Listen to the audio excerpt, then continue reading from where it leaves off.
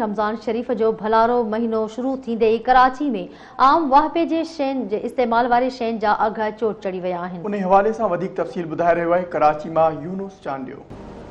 रमज़ान शरीफ़ जो भलारो महीनो शुरू थींदे ई आम वाहिपे जे इस्तेमाल वारी शयुनि जा अघ आसमान सां ॻाल्हियूं करे रहिया आहिनि, जॾहिं त ग़रीब तबिको बवेला सब्जी फ्रूट ख़रीद करण जे लाइ लाचार ऐं बेबस बणियल आहे। सब्जी महंगा है, गोश्त महंगा है, जो चीज़ लेने जाते हैं हम खरीद नहीं सकते, फिर वापस आ जाते हैं।